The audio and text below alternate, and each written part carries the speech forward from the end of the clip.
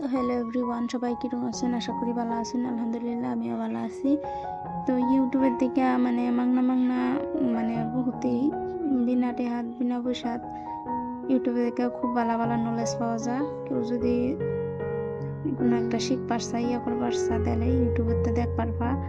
তো আমি সব বস্তু ইউটিউবে সার্চ করি। ইউটিউবে যেটা না পাই ইউটিউবের থেকে দেখে লই। তো ইউটিউবের দেখেই ফার্স্টের দিন একটা কেক বানাইছিলাম। তো আমার কেকের নলেজ নাই। তো মানুষে না পারা কোনো কাম নাই, সব কাম মানুষের মারফতের থেকে না। তো আমিও ইউটিউবেতে দেখে আইরাই বেকারি বিস্কুট বানাইবার চেষ্টা করছিলাম। তো যেরকম ভাবছিলাম এরকম হয়েছে, খুব সুন্দর হয়েছে। ঠান্ডা লইছি, লইয়া তারপরে অল্প চিনি অল্প তেল সব দেহাইরা যে যে উপকরণ লাগে সব দেহাইরা তারপরে ফিরটা ময়দা ছিল গরম ময়দা অল্প লইয়া এই যে থালির মধ্যে দিয়া তারপরে ফাঁপের মধ্যে দেন। তো দেখতে আসুন যে কতনি সুন্দর দেখা যাইতেছে, কাইডা এরকম সুন্দর হয়েছে যেন ওয়ে গেছে গা, কাঁচাই দেখা যাইতেছে যেন হয়ে গেছে গা, এরকম সুন্দর হয়েছে। আর এটা কুসুমটা আছিল, তো কুসুমটা আর কি এক্সট্রা সরাই তুইলাম, সেটা পরে উঠে দেয় যে দিয়ে দিতেছি, তাইলে আর কি কালারটা খুব সুন্দর হয়।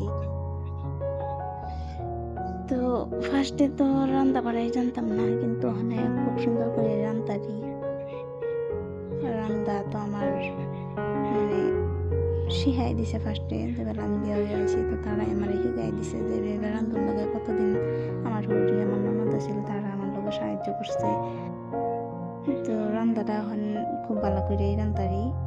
আমি না রান্ধলে অসুবিধা হয় তারা, আমি রান্ধন লাগে, কারণ আমি রান্ধলে তাড়াতাড়ি ভালো লাগে, কারণ আমার অনেক বয়সাস্ত হয়ে গেছে, বয়স হয়েছে।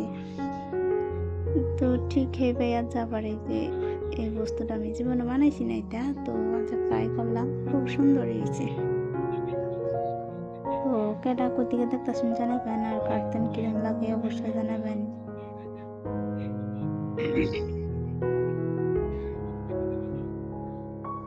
মানুষের না পারা কোনো কাম নাই, আসলে তো সত্যি। মানুষে পারতাম না বলে থই দিলে পারে না, কিন্তু মানুষের করুন লাগে, চেষ্টা করুন লাগে, চেষ্টার সাধ্য কিছুই নাই।